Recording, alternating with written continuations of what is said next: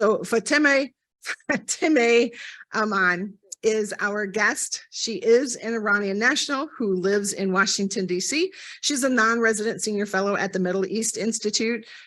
She has written extensively as a journalist on Iran, Afghanistan, and the greater Middle East.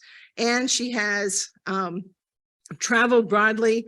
Some of her work has been with Radio Free Europe and BBC, the Atlantic Council. So she is terrifically experienced and a delight to hear from. So Don will be leading the, or moderating the discussion, but she's going to start first with some prepared comments. So join me in welcoming Fatemeh Aman.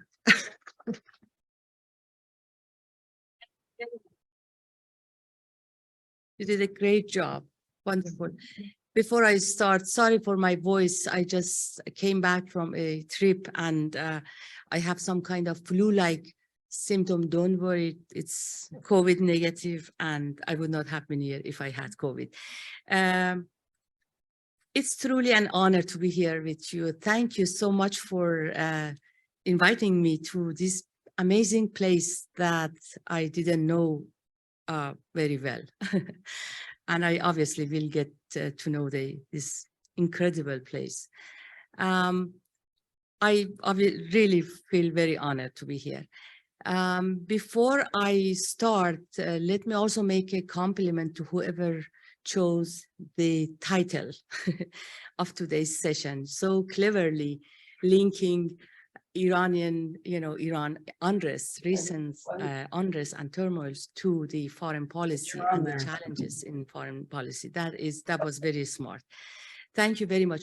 I would try to give you a picture of what's going on in Iran. I'm sure many of you have been following on the news and you hear things that for many years you didn't hear, about the changes, all these mass protests that are subsiding at this point, at this moment that I'm talking, but a rebellious generation that is expressing dissatisfaction with the rulers of this country.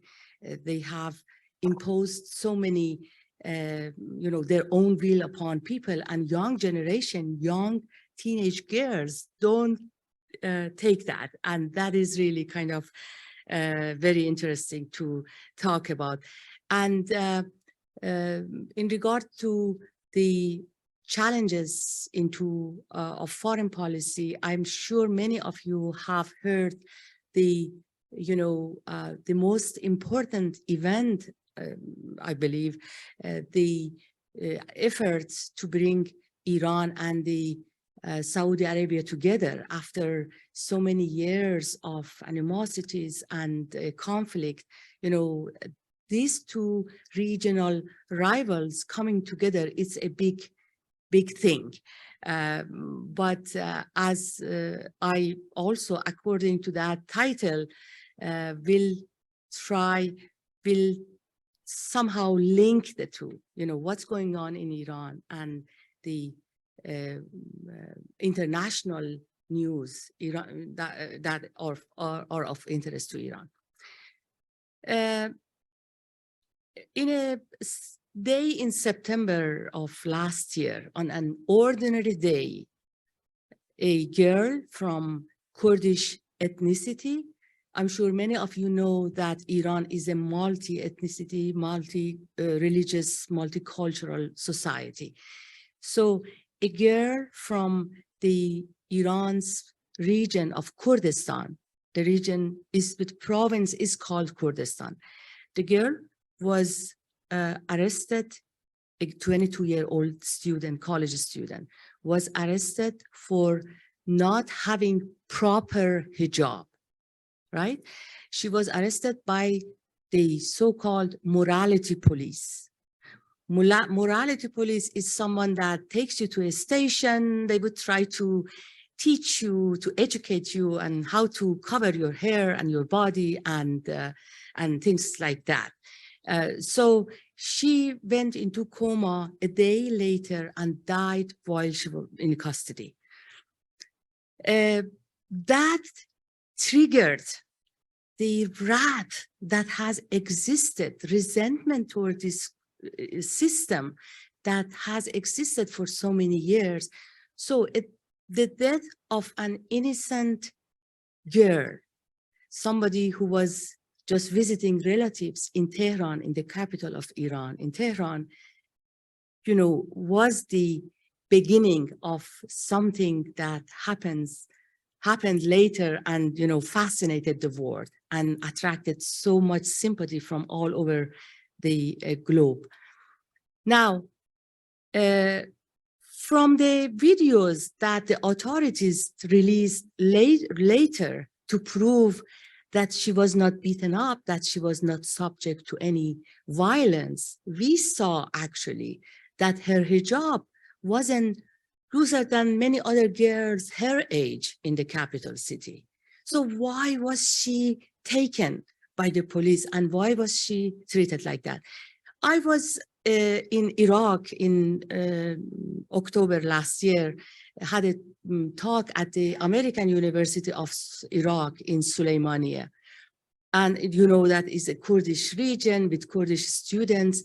And they were convinced her background of being a Kurd, a minority Kurd, and being a minority Sunni religious, belonging to the Sunni religious minority, must have prompted the police to take her to the station.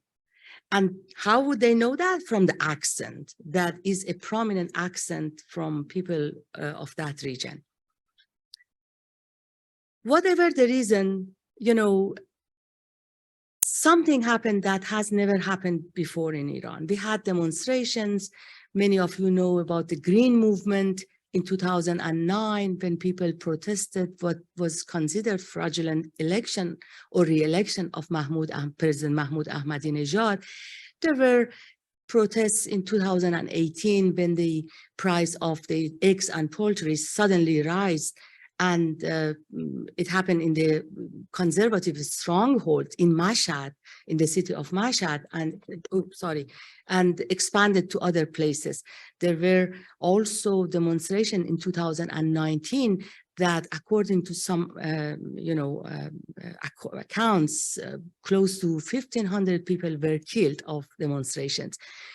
So why did this happened with Mahsa, a Kurdish girl from a small city in Tehran, and how come that people were suddenly so sensitive? Because women in Iran have been protesting the compulsory hijab even since the Islamic Revolution in 1979. It wasn't something that happened overnight.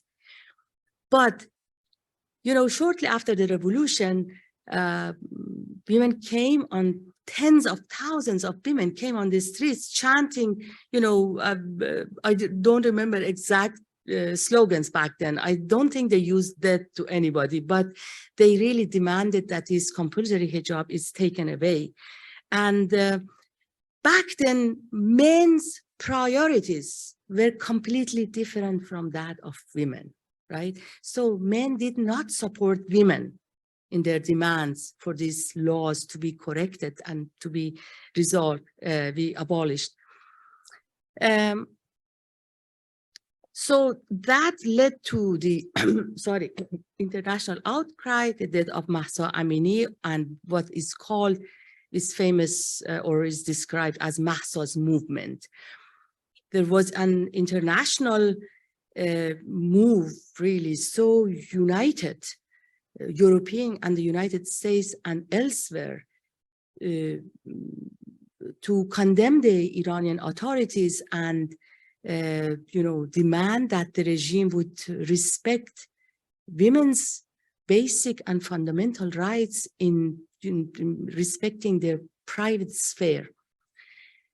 Something that happened and was really very effective was that Iran was thrown out of the Human Rights and Women's Rights Commission from the United Nations. I mean, it would have been silly, right, if Iran could continue to be part of that body. So Iran was kicked out, and that helped psychologically women and girls of Iran a great time. Now, a country is under enormous and crippling sanctions. A country and a government regime is in total isolation. There was a time that people would take pride in their nuclear program. Now they blame the regime for continuing with that, spending everything, all the funds that needs to be spent on important things, on something, a nuclear program that is not going to take the country anywhere. So the regime that happens to be completely and from all sides religious hardline conservatives, both presidency, the conservative right now have the presidency of Ibrahim Raisi. They have the supreme leader himself is a hardliner and always supporting the extremist hardliners in Iran. There is a body in Iran called Guardian Council, Assembly of Experts. Its job is to oversee the conduct and work of the supreme leader. But guess what? Supreme leader selects half of the people who are supposed to oversee his job. There is also a Guardian Council that would take care of the differences between the president and the parliament. All members, most of them selected by the supreme leader, also completely right-wing and hardliner. And the parliament in their hand, so they have everything. And in the last election, presidential election, the number of people participating was lowest than ever before since the existence of the Islamic Republic. So imagine if a regime knows that people don't want them. They know that they are hated. They know that people are calling for changes, for, improving some basic human rights, and the regime is unable to respond to these demands. Women are the highest, have the highest number in the academic education, and they come out of the universities, they want the jobs, they are, limited based and restricted based on the laws that exist in the country. So now on one side, we have a government, as I mentioned, isolated, unpopular, disliked, incapable of resolve any issues in the country, incapable of responding to the demands of young people. What do? And they have tension with all neighbors in all possible regions. They are now, right now that we speak, there is something really going on with the Republic of Azerbaijan in the north of Iran. There is tension with Turkey now growing. They have issues with Iraq on their western border, and they have the Taliban of Afghanistan on their eastern border. And I will come back to that later. I would tell you why Afghanistan is so important to Iran.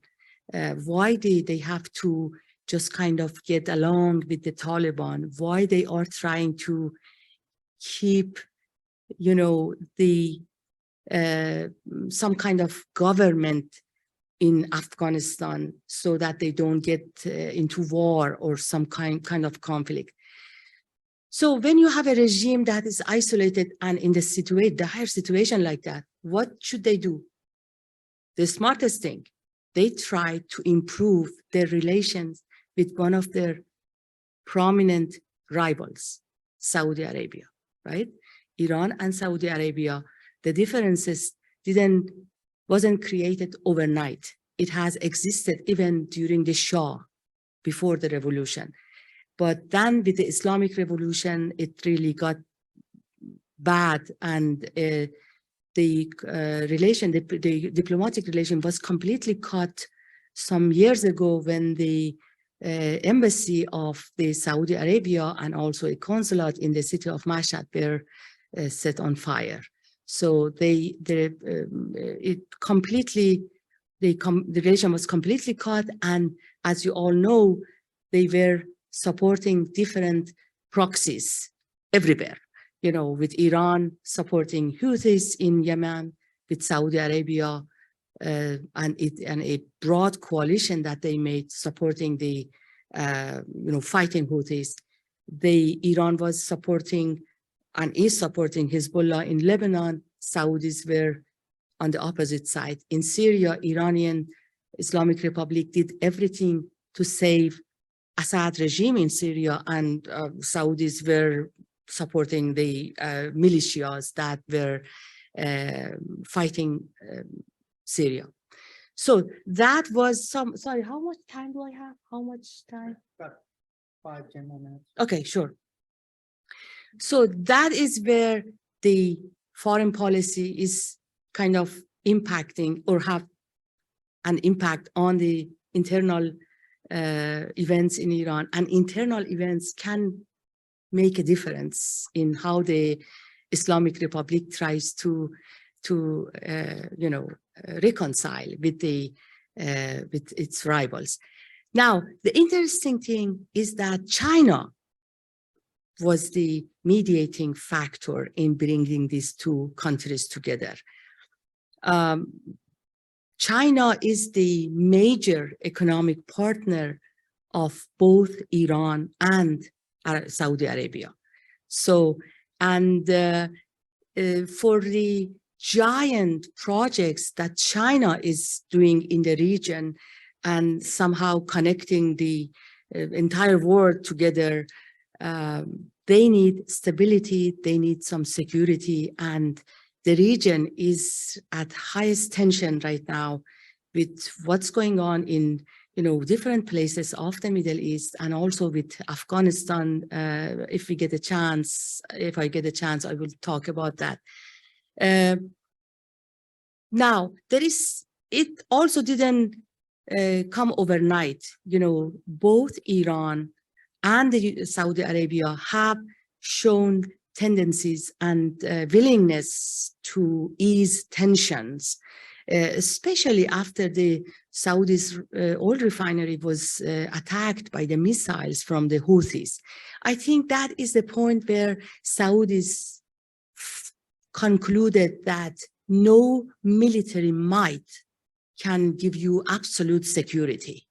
So you have to just get along with whoever you can, and that started with Saudis. I assume it will continue with the UAE, with other Arab states and GCC countries, and also with the Northern African Islamic states. I think they found out that they have no other way in overcome the issues that they have other than just get along with whoever and try at least to ease tension to some degree, at least before it really went into crisis with the fires on Saudi Arabia's embassy and consulate in Iran. And so China decided that it was really in their best interest to bring these partners together. You ask me why not Russia, although Russia is also partner of both countries, but Russia is not shining in its war on Ukraine right now, and it doesn't have the credibility that once claimed they had. So I think, they would not have responded to Russia the same way they positively responded to China. The other thing is also that Chinese willingness, and not just willingness, I'm pushing for being part of any mediation, was also that their credibility was badly damaged with the Ukrainian war. I mean, Russians' war on Ukraine, because China used to have a normal relationship with Ukraine, but they just took side with Russia. And I think that also was the reason for the damaged credibility of Chinese. So I would end it here, but I hope you will remind me to talk about Afghanistan a little bit, because that is the most important regional concern for Iran at this point. There is a regime in power that has no transparency, unpredictable. You don't know the structure of the group that's in power. There is no central committees, no personalities that you would know, no one that you would get engaged with in any negotiations. And they are, they didn't keep their promises in building an inclusive government with granting girls education. And we have been witnessing enormous violence upon religious minorities and women, and preventing girls from going to school and doing everything that was worse than the first time they came to power in the 90s. So I will end it here, and thank you very much for listening. Well, thank you very much. I do have a question later that'll let you expand on Afghanistan.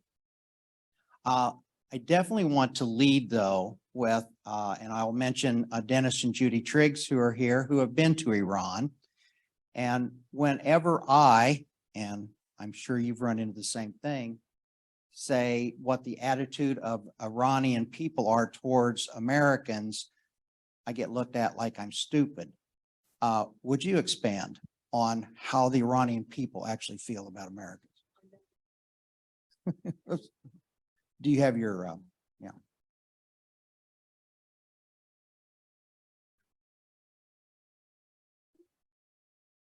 Now, can you hear me? Yeah, is it okay? Is it working? Double check it's on. You can, right?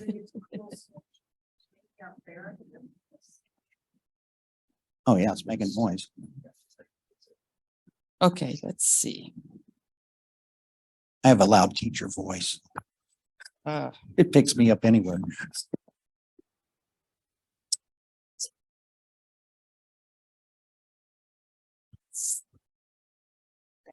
Now, is it better? Yeah? Yes. There have been plenty of polls that would, about the public opinion of young people in the Middle Eastern countries and Islamic countries about the United States, right? And I don't know how much you have been following on that, but you might be interested to know that, next to Israel, most popular places for American is Iran. The country, what you see is down to the US and, an anti-imperialism revolution that happened 40-some years ago. But people really have nothing against the United States. And in fact, without much effort, the United States culture is really broad in Iran. Part of, actually, it's to that extent that until recently, I thought young generation of Iran are not interested in any kind of politics. They only are interested in pop culture and dancing, music, and the West. The recent events prove that they are also care about what's going on in their own country. But yes, there are plenty of polls showing that the views, American views inside Iran is really much better than you would have it in the closest allies, Middle Eastern allies to the United States. We talked earlier that I met someone who had been there, and they saw a march, Death to America, and some people came over after shouting Death to America and said, are you from the United States? Yes. Oh, we love America. So, you kind of go through the motions we were talking about. Let's stay internal politics for a little bit here. You've already discussed with the protests, but how much do you think the government worries that there is a threat to their power? Yeah, when you don't feel your population, people like you feel threatened, right? That is what has happened. And people expressed their dislike toward the regime. They know that. And they also know by the low level of the low number of people who participated in the last presidential election. But they don't feel like the regime is going to go down anytime soon. And maybe that would also explain trying to resolve some outstanding issues with their neighbors, with the world, to come out of isolation. Maybe they think, you know, now that way you could also win the trust of at least part of the population. Unfortunately, in recent protests, they increased the cost of protesting, you know, just expressing your opinion. Young people, boys and girls were subject to torture, to rape, all this in prisons, and there was also a number of executions, as some of you may have followed. They increased the cost, and you know what? No Iranian wants to die just by demanding a simple fundamental right, its own fundamental rights. I think they managed to just calm the situation right now, for the protests to just fade away, but the resentment is high and the tension is high, and it could explode anytime. You know, it could something like similar to the Mahsa movement, and that would really would bring people out again. I know on one of the presidential elections, it's been a while back, that American press, think tanks, and both in Europe, all over, were predicting the more moderate individual to win. And when the election was over and that had not happened, one of the things that was pointed out, most of the experts will often go to the cities, to the more cosmopolitan, and did not realize in the countryside. We sometimes talk about that here in the United States with the cities in the East and West Coast, and sometimes they don't get to Middle America to find out there's a different point of view on things and get lost. Have you been able to get to more of Iran where you're more out to the more rural areas, smaller towns? That is a factor, not just in the US or in Iran. I mean, the truth is that Mahmoud Ahmadinejad was very unpopular, especially in the major cities. Mm-hmm. And it is true that his opponent, Mousavi, may have won the election, and back then IRGC, Islamic Revolutionary Guard Corps, and the supreme leader himself didn't want that person to win the election. That is true. But at the same time, we have to note that he distributed cash in villages, in remote areas, and they in fact did support him. And they really went to the polls in mass and voted for him. So the dispute is still going on, you know, from those who think he didn't win, and some who believe, you know, all these analyses are based on the major cities and the capital, not the villages, not the remote areas in Iran. Well, I also read in the current government of Iran, there is a real division on how to handle the hijab situation, that some want it the hard crackdown, and others are calling for what they call the smart way to handle. I know there was a individual, can't remember what his position was interviewed and was asking about this, and it was in Iran, and the lady journalist that was interviewing him was saying, well, here's a woman that's going and her hair is showing and everything, and he says, well, you do realize we live in a democracy. So could you expand a little bit more on what that conflict is in the ruling group and where you think it may go? You know, the hijab, as I mentioned, it didn't come overnight. You know, women were forced to cover their hair and then to wear loose stuff, you know, have pants, don't put any nail on your, what's that called? You know what I'm talking about. Don't put makeups and don't make yourself beautiful. And it came one after the other. And it has been a cat and mouse since the genesis of the Islamic Republic between, women and the authorities. There are voices now, even within the conservative camp, that believe, the response from the authorities and security forces was harsh. They believe things could have been resolved more peaceful. And to be honest with you, I also thought these guys are clever. I think Supreme Leader would come out, or some grand Ayatollahs will come out and say, you know what, yeah, just don't be so harsh on them. What the heck, let them have some hair out. Nothing will be destroyed by that. But the Supreme Leader, apparently, that was his idea, that if you give up, they demand more. So don't give them the opportunity. And that might have explained the harsh, really violent treatment of these young, innocent teenage girls. I don't know if I answered You your think, question. and I was just reading here. But it's going to create more divide within the establishment. There are those who think, don't force women on that hijab.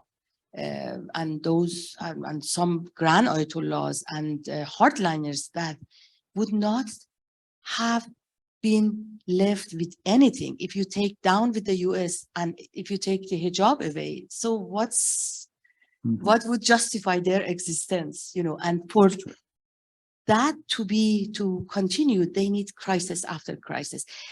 I wrote in 2013 for the Middle East Institute. I would send you the link to that article.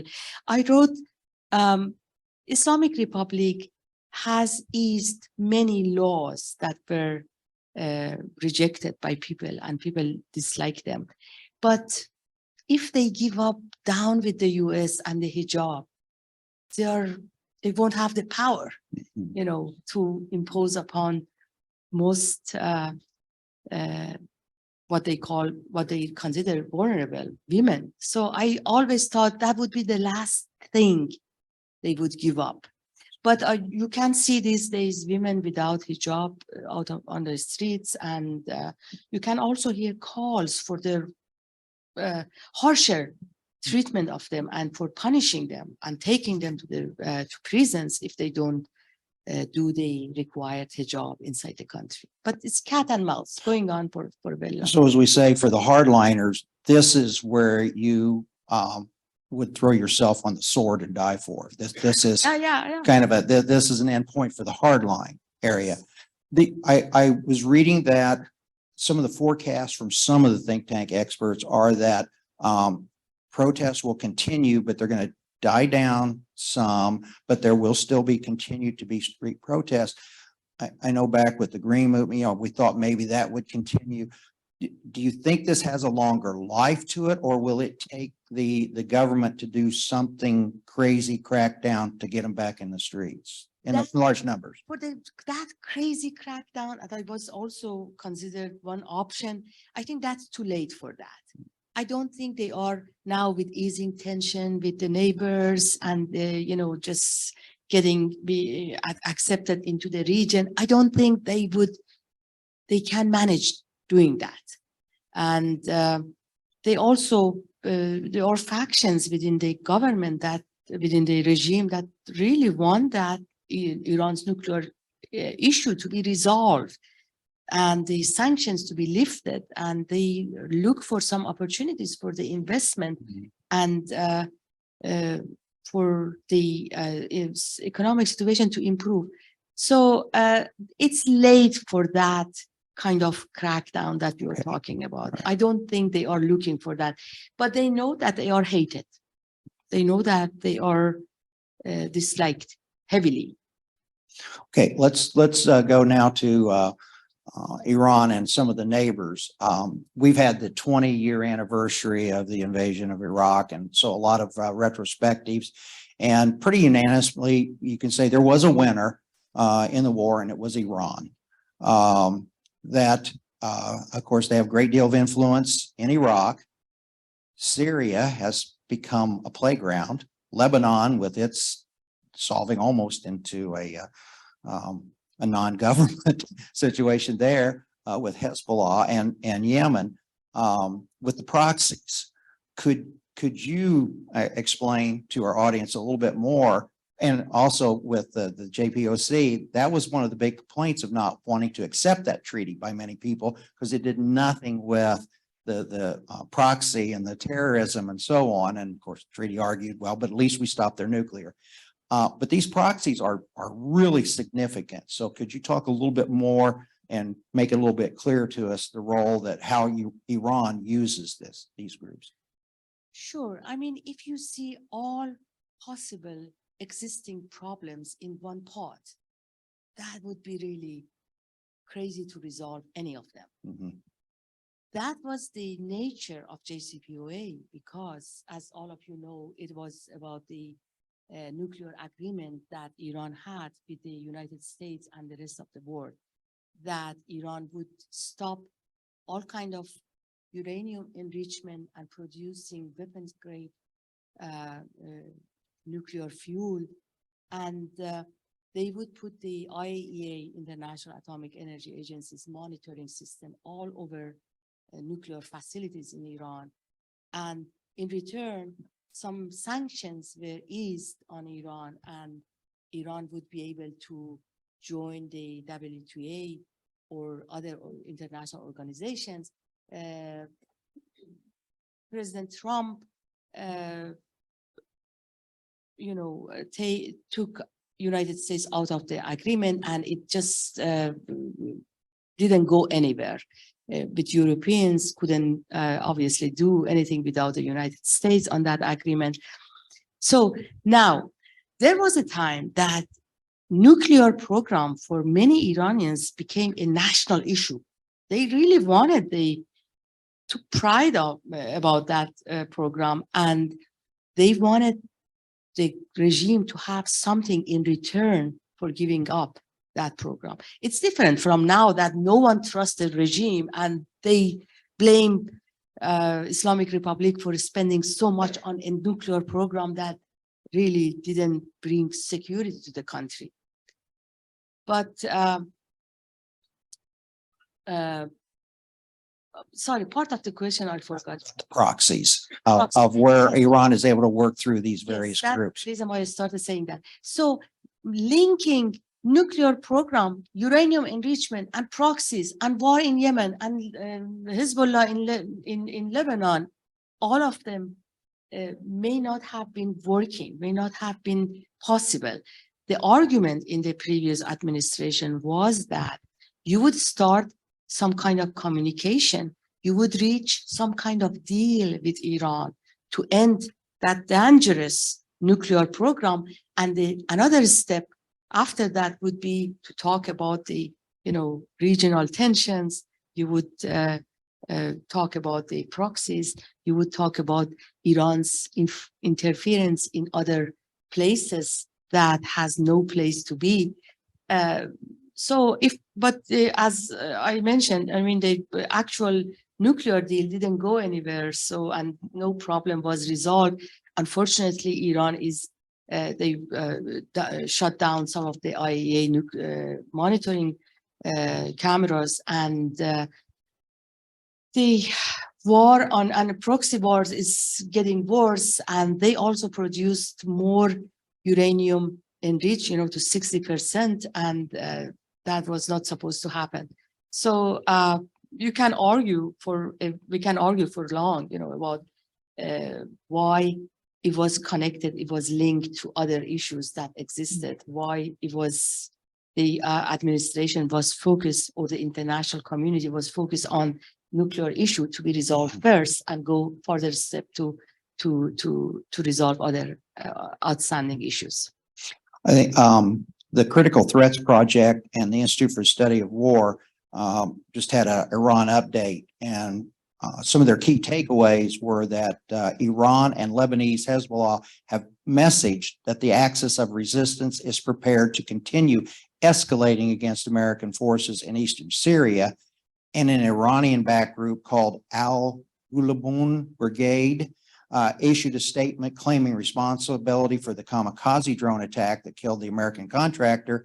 And then they also said there are other Iranian proxies in Syria, particular, that are trying to avoid becoming involved in the escalation because they're afraid the United States will strike back. So it seems like even within Iranian proxies that there's now becoming a division of how to aggressively go after and how to just keep it regional.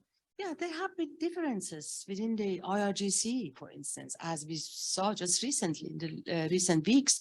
They come out and condemn each other.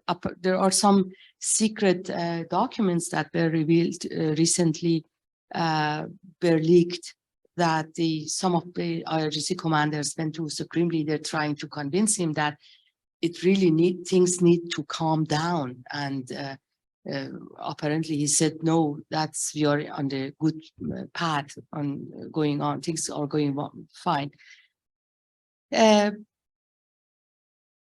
Let me tell you something about the Iran's proxies in Syria. The Zainabiyun and Fatemiyun, they are mostly Shia militias from Afghanistan and Shia militias from Pakistan that Iran mobilized and assigned into and deployed in Syria to support the holy Shia shrines in Syria. There is some imam's sister and brother. There are plenty of religious sites inside Syria, and their justification by deploying all these Shia into Syria was to protect these religious sites from Daesh, from ISIS, right? And of course, their job was more than that. They also fought heavily for Assad regime, and then there was Saudi Arabia supporting al-Nusra and other militia groups. So, and then the United States has some forces inside Syria. Syria became a hub became a place for, you know, a very messy place. Mm-hmm. And again, you know, I think that might be the next step if the relations between Saudi Arabia and Iran improves. That would have an impact on their proxies, both in Yemen and in Syria and in Lebanon. And that, you know, you can never say never. There is a chance that they could also just deal with each other, bargain over some of these issues, and hopefully the region would see some peace, and hopefully they would spend all these resources on the disastrous climate change that's impacting Persian Gulf. You know, it's really coming to a catastrophe, and it requires cooperation between all these members, GCC countries, Iran, Saudi Arabia, with the desalinations that is created a big you know, environmental disaster in the region. It's really time for them to think about that, because that would impact population of every single member of the region. Okay. I'm going to ask two more questions. The last one is going to be concerning Afghanistan. And then we'll open it up to the audience. I'm going to have to leave out with the Kurdish situation in the war, because we had discussed that earlier. There's so many topics, obviously, with Iran and that part of the world that you could go through. I could spend 5 hours with her on this, but I'll come back, because this was a shock to the system to hear about China and Saudi Arabia and Iran, because I've heard for so long how this was it's Persian, Arab, you know, Shia Sunni divides, that this is just the two hostile powers. And then all of a sudden I hear where they're talking about an agreement. but was reading about what some of the reasons were behind it. And I'd like to get your analysis as well. One of them is that Iran is looking for a way to kind of get back into the world community. The sanctions are hurting. And that Saudi Arabia has pretty much given up that they can contain Iran's proxies. So they might as well just start talking to them. And lastly, that none of those countries believe the United States can be relied upon anymore. That there is that worry that we are isolated, we are pulling out, and China's there. I wouldn't, to be honest with you, I wouldn't agree completely, Mhm. a major part of what That's you what just I'm said. wanting to hear. Yeah. Yes, first of all, it didn't happen overnight. Yeah. It's an effort going on for sometimes, but it has intensified in the couple years. Oman was actively involved in bringing the parties together. Right. Iraqi government was involved in resolving some issues. And even the United States, behind the scene, they also desired that tension, which is really driving the region into flame, that would ease. So that is the reason I don't necessarily, the fact that Chinese have been brokering this deal, it doesn't mean that the United States is disliked and ignored and isolated. No, and they know that the United States has also the desire for these two rivals to just calm down and get closer. Okay. Now, my particular question is more about Afghans. We have been hearing about the former Afghan soldiers that fled to Iran with the Taliban takeover, that many of them were recruited by Russia to fight in the war.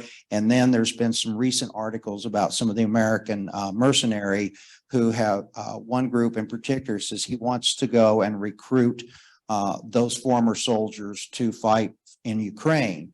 And they interviewed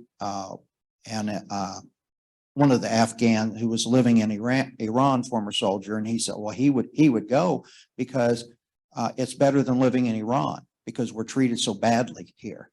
So I'd like to hear more about that whole situation, because you mentioned the border with Afghanistan and Taliban, but there is also that side effect with many Afghans in Iran that Yes. fled. Before I start, talk about Iran, Afghanistan, let me just mention that former Afghan soldiers are not well equipped and not trained for a war in Ukraine. It's really a completely different species. So I would not put too much credibility into that story, but let's talk about Iran and Afghanistan. Afghanistan is #1 security challenge for Iran. Afghanistan is a country that, they have a large border, and the border are kind of porous, the people come and go. And drug trafficking is #1 that is plaguing the region. Iran is the main route for opium trafficked from Afghanistan into the rest of the world. Addiction is #1 social issue in Iran. Wow. Based on the drugs that stems from Afghanistan. In addition to all this, there is a river, a shared river between both countries. Afghan call it Helmand, Iranian call it Hirmand. And it stems from Hindu Kush, goes through some provinces into Afghanistan, and then at the border enters Iran, also feeds some bordering provinces in Iran. So the issue is that with climate change, with shortage of lack of enough rain, and with the disastrous water management on both sides. There is tension going on, sometimes more than the others, some years really worse than the previous years. When the rainfall is fine, some issues might be resolved by itself, but most of the time there is tension going on. Afghans accuse Iranians of assigning militias to destroy the dams that were built into Afghanistan, and both sides built dams like which became a business, without any consideration for the environment, for how much it did make sense or not. So now, in addition to all this, back then they had Americans in the neighborhood, right? Americans were in Afghanistan.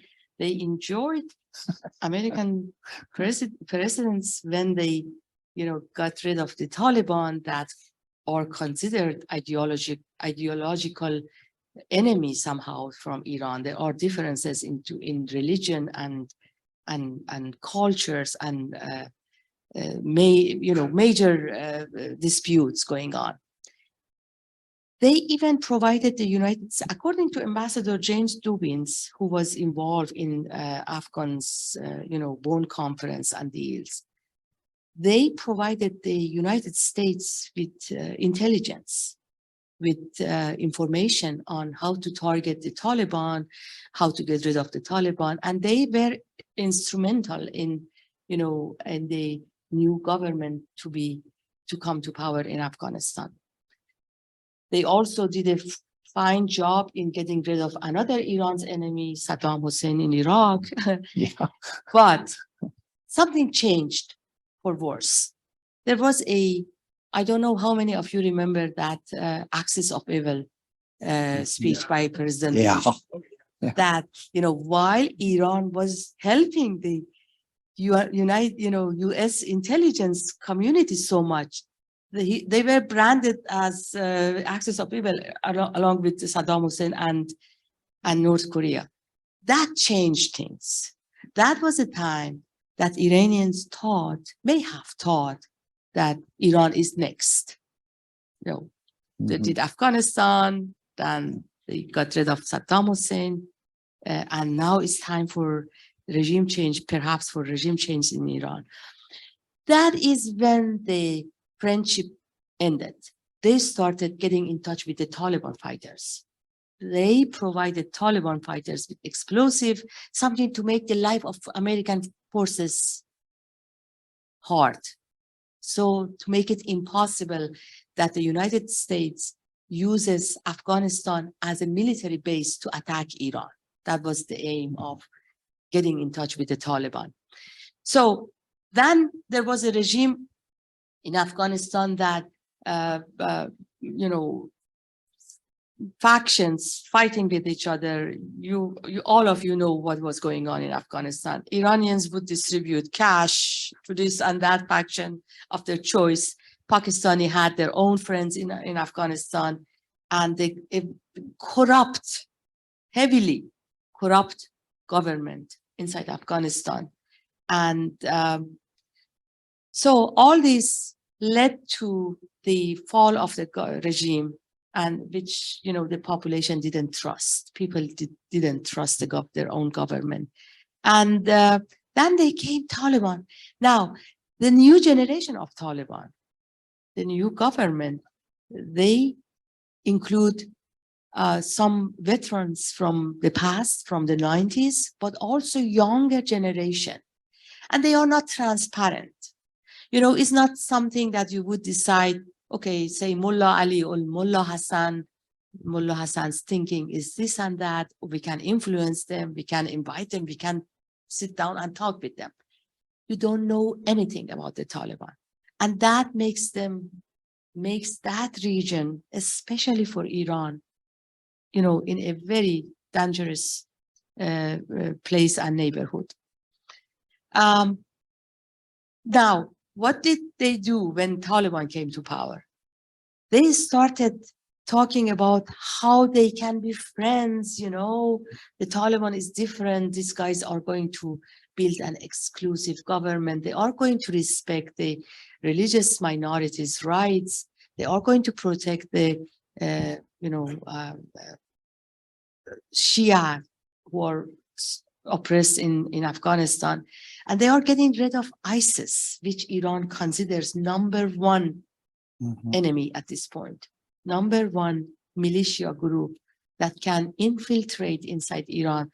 They have conducted several terrorist attacks since the Taliban came to power.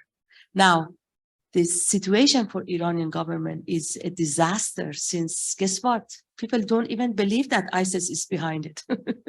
They think, oh, the government is doing all this just to justify the crackdown on demonstrations. And that is really poisonous. This is something that no government wants, no regime wants to wish for. And so they started getting closer with the Taliban and tried to be as friendly as possible because of those main issues that I mentioned. Transboundary shared water, drug trafficking, and ISIS. They hoped that ISIS would be able to, to really impose, to do harm to Iran's security. And there was a time until recently, I wrote an article on that. If you search on the Middle East Institute, We're going to be in touch. I wrote about whether or not Iran may have attempted to get in touch with Al-Qaeda. There was a time that because of the threat of ISIS, Iran got in touch with the Taliban to provide the Taliban with the military help that they needed in the hope that they would get rid of ISIS. It didn't happen.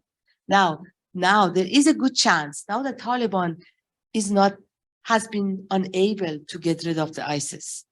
And the violence upon minorities and women and ethnicities is on the rise. So Iran is obviously more concerned than ever before. There is a good chance that they would try to get in touch with Al-Qaeda, to use Al-Qaeda's differences with the ISIS, because they do have some ideological differences, we can talk about that until tomorrow. But anyways, so use an enemy against another enemy. This is something that has created disaster everywhere, from the United States. If we think that we supported Al-Qaeda in the 90s, against the former Soviet Union in Afghanistan. And it's really a dangerous thing. Using an enemy against another enemy is not always, does not always have a good income, and sometimes creates disaster. I believe the latest bombing in Afghanistan, ISIS, we took credit for it. Yes. And I would say on regime change in Iran, if you ask John Bolton, it would have already happened. We would have invaded. So, but he couldn't get Trump to agree with him on that one. One we don't have time to talk about, but I think it's important to throw out to the audience is, and I just heard my memory went again, the general at the United States, the Iranian general, thank you, that I read with someone was in Iraq just here in the last couple of weeks, and said there were pictures of the general all over.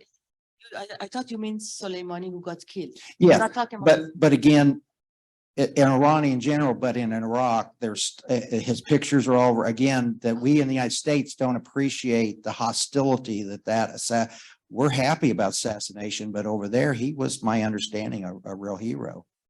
Yes. Let me, Well, I'm glad you mentioned sorry. that. Sorry, guys, for really Get questions so next. much. Somebody stop me. There is something that happened, and I would compare it to Iran's Chernobyl. Who remembers Chernobyl nuclear disaster in 1989? Soon it's going to be the anniversary, 26th of April 1986, exactly. Gorbachev wrote an article some years later and, stated that Chernobyl may have brought down the Soviet Union, and the secrecy that was, surrounding the incident. And I was going to mention that Soleimani issue and its connection with the Ukrainian aircraft, passenger aircraft that was shot down by the IRGC. And I thought, okay, that could have been Iran's Chernobyl, the secrecy, and that the mistrust that people really found themselves toward the regime. How on earth you would shut down your own folks, your own people. On January 3rd, 2020, General Qasem Soleimani, he was considered the hero in many aspects among his followers, obviously, among the establishment, because he may have saved Assad regime, and he was behind defeating ISIS when in 2012, when they, occupied some cities in Iraq. He was assassinated while he was in Iraq by a US military attack, right? Mhm. So 5 days later, Iran attacked a US based with missile inside Iraq. If you remember, a contractor was killed, an American contractor. So a few hours later, after the military attack on the American bases in Iraq, the passenger aircraft was shut down by the IRGC. In the beginning, there was, everyone thought there must have been a mistake. First of all, they claimed they had nothing to do with it. There was then evidence that they were behind it. So, it was a mistake. The plane was flying over some sensitive military sites, and there was miscommunication with the pilot. But in reality, and that is a good chance that they intentionally shut down the plane just to prevent American from retaliating after their military attack in Iraq, in American base in Iraq. So they thought, if everyone would blame American for drowning the plane, they wouldn't dare attacking, other targets inside Iran.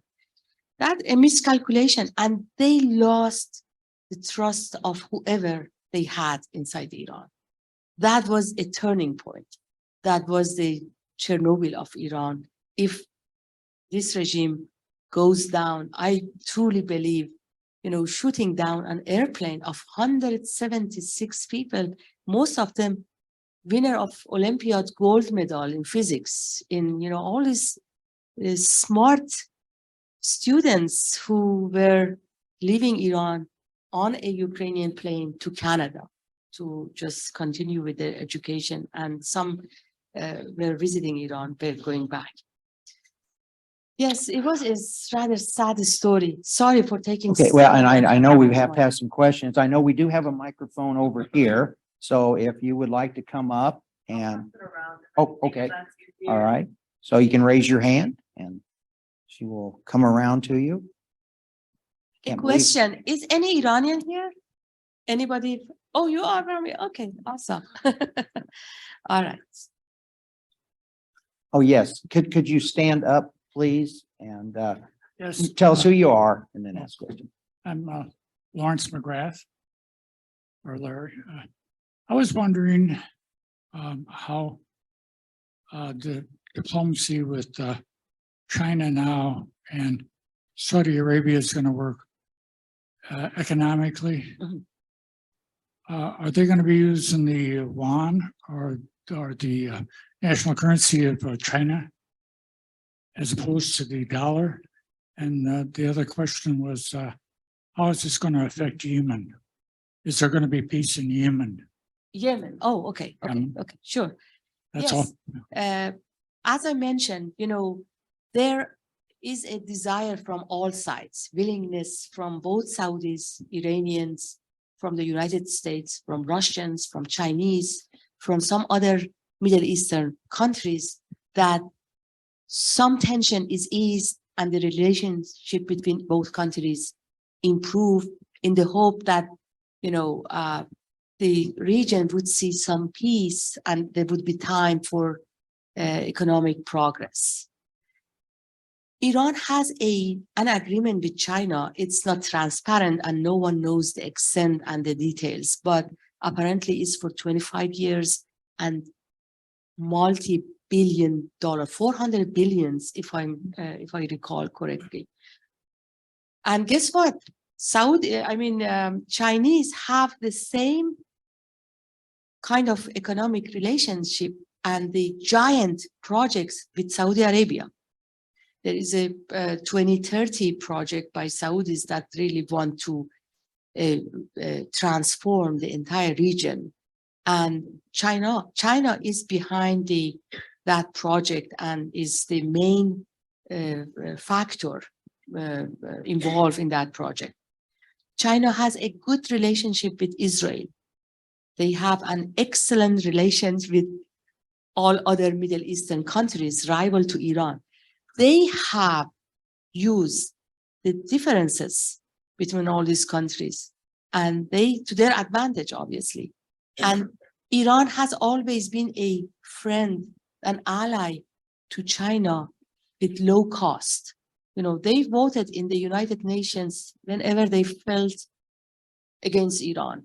The relationship didn't change. And China stayed the most trusted. But that coming out of the JCPOA, the nuclear agreement between Iran and the West and the United States, has pushed Iran more and more toward Russia and China. If you ask me if that has any impact in Yemen, it must have.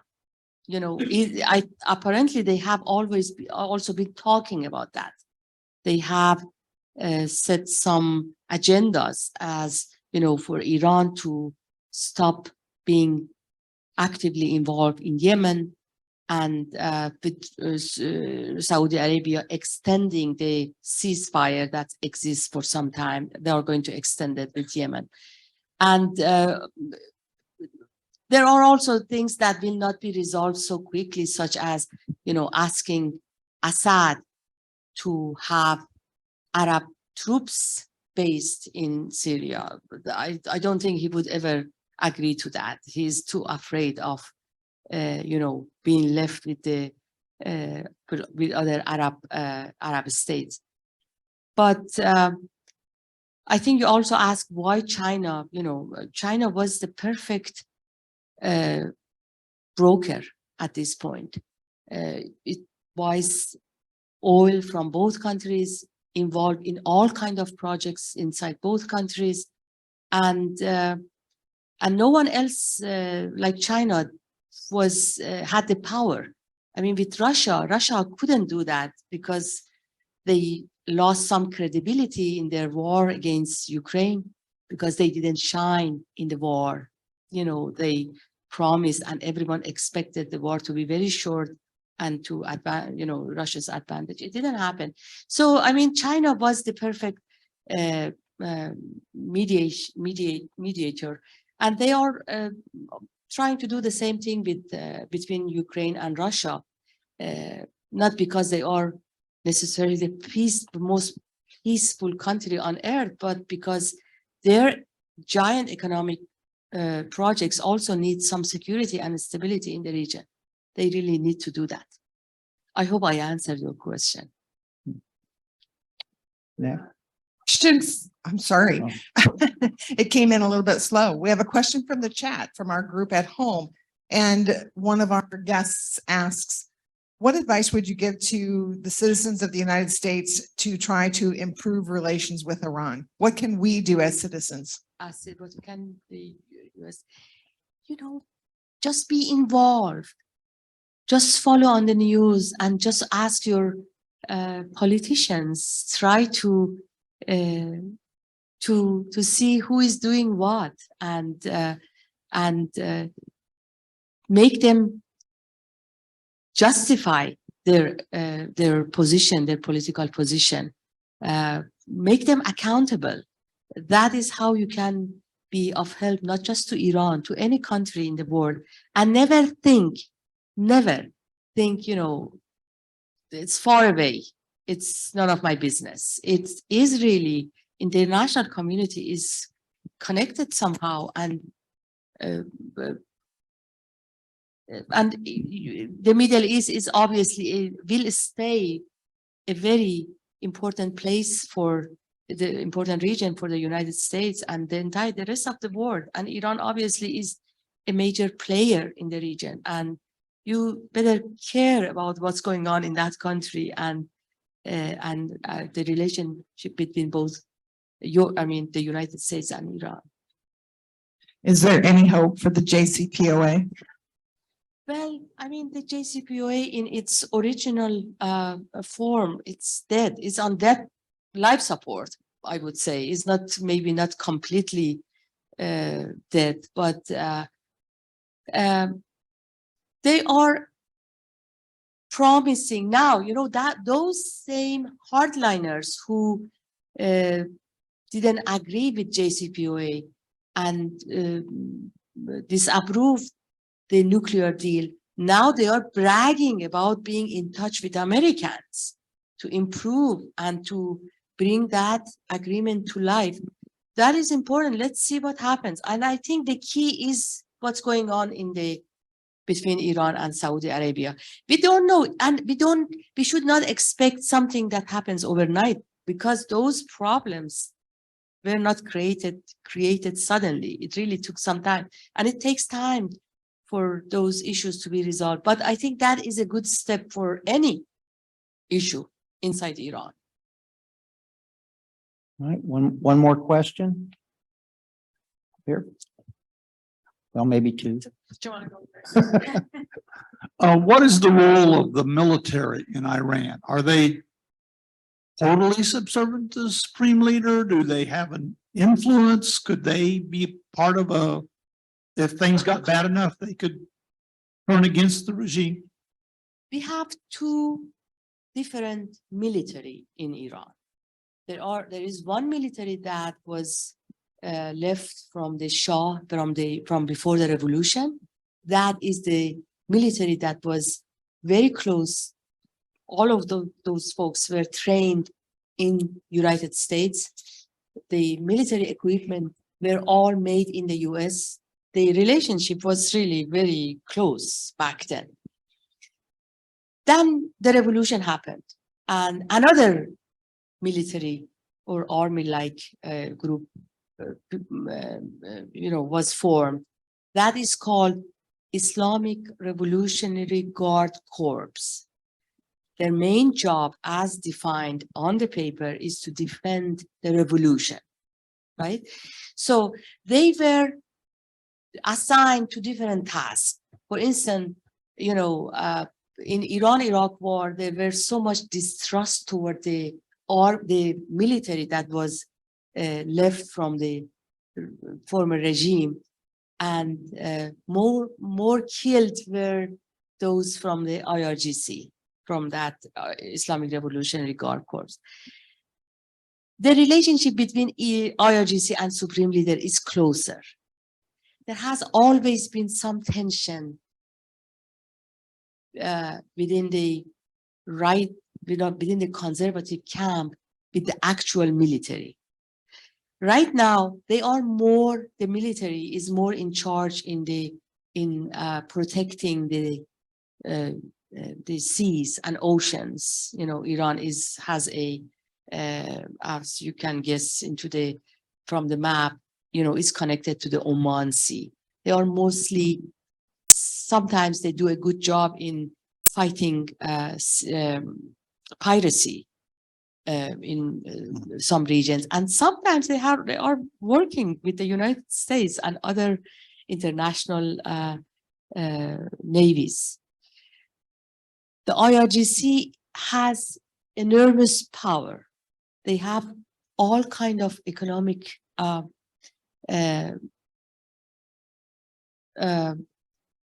project assigned first to the IRGC.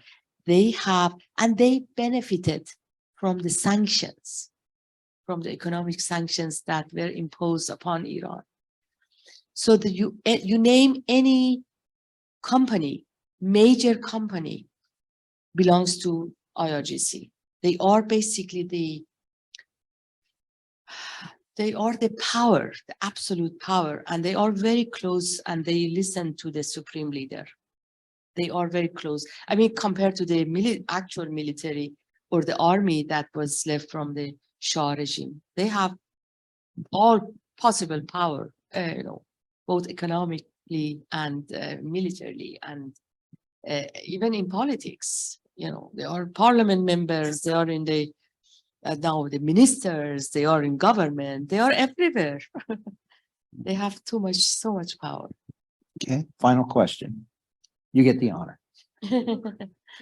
Well, thank you for the insight. It's really useful and valuable information. And I'm picking here a bit of hyperbole, I think. I'm sorry. Hyperbole. Yeah, Hyper, just a little bit louder. Yeah. Okay. Yeah. Thank you. You mentioned something that's very interesting, that the hijab is one of the pillars for the regime. And it's really an form of oppression, really, of women. Also in Afghanistan, we see a lot of regression by oppressing women. And somehow in my mind, it's a bit related also to the latest in the US, where some of the critical right of women to choose was also taken away pretty much. Is it like, if you want to prove your power, you have to oppress women? Yes, I mean, I'm glad I don't have to not answer to that get one. into US, not to get into US politics. You have a brilliant point. Absolutely, it is, especially for some regimes, authoritarian regimes, that really they feel empowered by imposing those injustice upon women. But we should not forget that not every Muslim woman considers hijab a sign of oppression. There are people who do it voluntarily and based on conviction. I mean, you can't just blame them. I mean, you can't be irritated about that.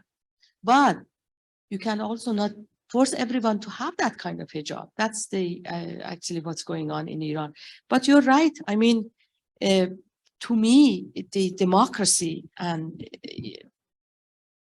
democracy showcase is how you would secure and how you would respect the rights of women and rights of humans. Yeah, but especially women. So yeah, you said it. Okay, Thank you. Before Angela closes us out, as program chair, I want to tell you how much I appreciate you attending. We appreciate the folks at home. When we get to bring great speakers in like this in person, with COVID, that kind of shut things down. So we're very thankful that you have showed up.